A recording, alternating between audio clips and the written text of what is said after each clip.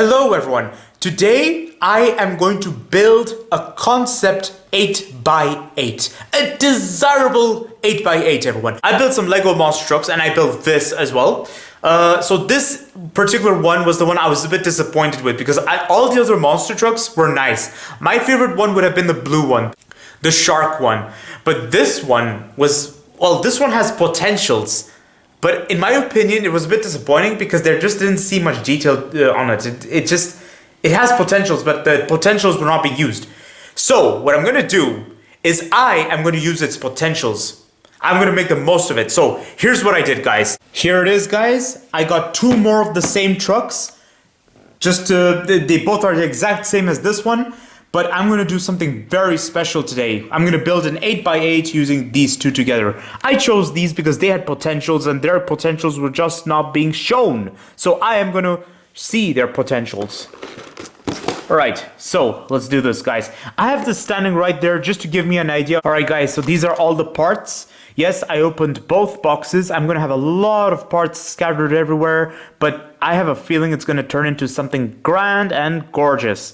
I am very optimistic, but this time I'm not going to be following any instructions. For this bad boy and for the other bad boys, I had to follow instructions. But for this 8-wheeler, I'm going to do it all from scratch. This is going to take a lot of time. And in real life, if this was a production line, this would have costed a lot of money. Because, yeah, you know, this is exactly why cars resort to platform sharing. Because if you want to develop your own platform, it costs more time and money. Okay guys, now the most difficult part is the beginning. Where do we start? So for that, I'm just going to need a bit of help from the instructions because I'm just going to focus on the engine area. Right, everyone, so as you can see from this point, I started deviating from the instructions. The instructions told me to do a few things that I didn't do. And I did. It's deliberate, guys. Now here comes the fun part.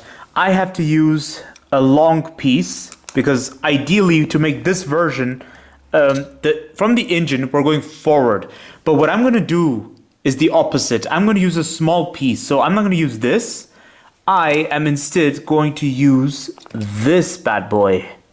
Something shorter. Because the plan is we're going to go the other way around, guys.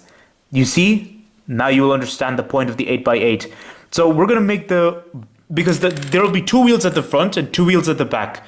The front wheels will be closer to each other and so will the back wheels. So for that, we will need a shorter chassis beam. Guys, after a lot of work, this is what I've come up with.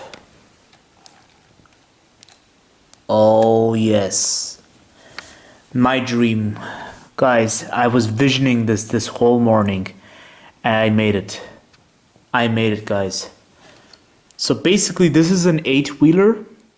I feel like it's unfinished. I mean, I feel like I could do some more tweaks towards the rear and as well as the front. I could make the front more exciting. But then to be honest, I was a bit... for the front, I had to kind of follow something because I needed some ideas on where to start.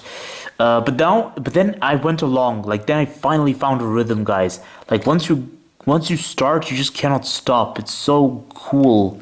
You know, you just cannot stop. Now, this is what I've come up with, guys. So, basically, only one wheel gets powered because I kept the motor on one wheel, this one. So, practically, this thing is a front-wheel drive. In real life, this would never exist because most of the 8-wheelers always have power going to the back wheels or all wheels. All right, guys, my project went well. All right, I'm very happy with this 8-wheeler. It's very, very good, guys. I'm very impressed. But then upon finishing it, I also noticed some flaws. First of all, the rear portion right here keeps shaking a lot, especially when the car, when the 8-wheeler was in action. When I moved it, there's always a lot of noise coming from the rear area. And then as for the front, I've noticed a prominent flaw. The wheelbase at the front is wider than rest of the bodyworks. And this is a flaw because this is not good. In real life, this would increase air resistance. And then also, when there's an increased ground clearance, like when there's a distance between the two front wheels, this can prove disadvantageous because this exposes the axle even more. And when the axle is exposed, it's more vulnerable. And that's not what you want, guys. Axle vulnerability. So I have to do some minor tweaks and modifications on the front and on the rear. Okay, guys, majority of the work for the back is done. It looks far more neater than before. But there's one big problem I noticed. The chassis, guys. Something is not even. These wheels are below these wheels. It means there's an unevenness. One level below.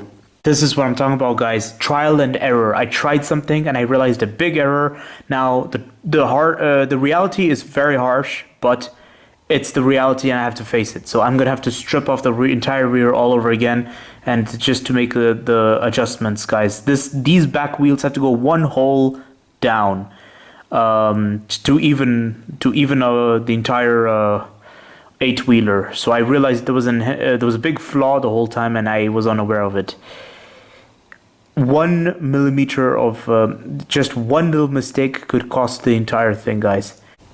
And the answer is right here, guys. This has to be here. This has to be here.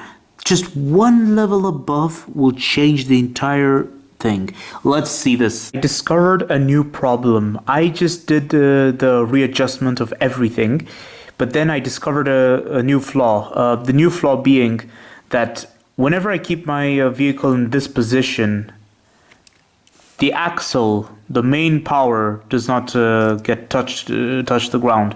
Everything else touches the ground, but this does not. See, everything moves, but this does not move. It's floating, literally. So what needs to be done is this, guys. We need to do something like this, and then all wheels are in contact with the ground.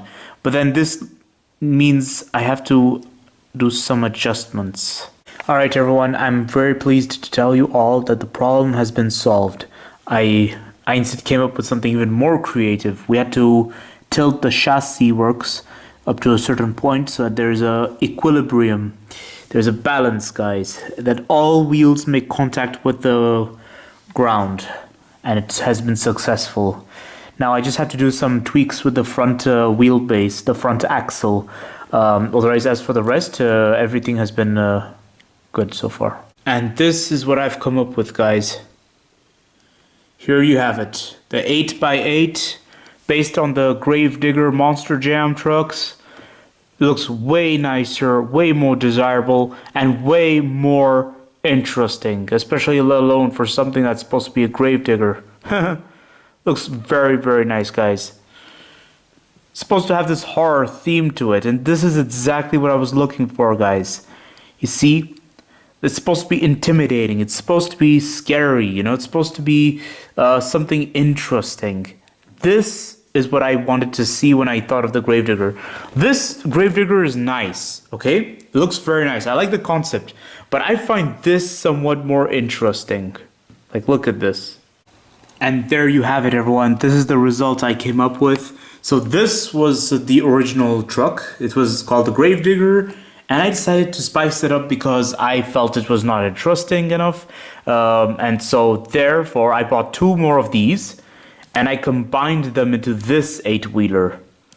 Something intimidating, something more interesting, something more lively to look at. And look at this, guys.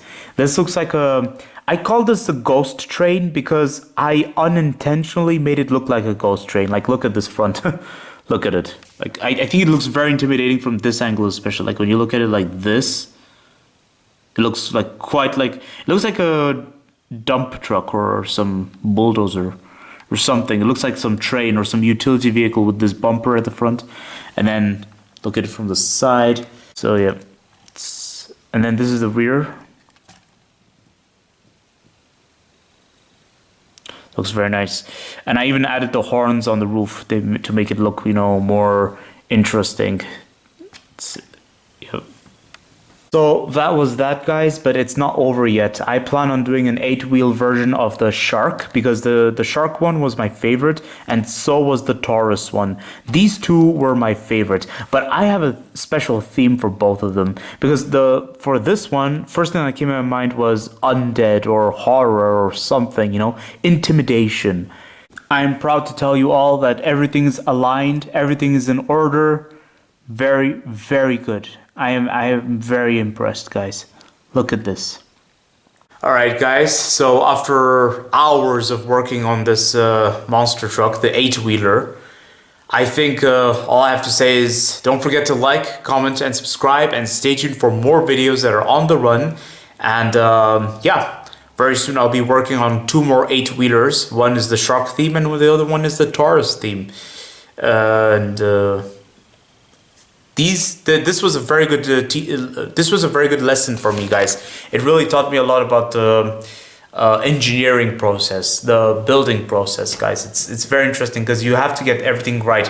One mistake can cost the entire project, and I'm not joking, you guys. You see the rear portion of the truck, right? You see the rear portion?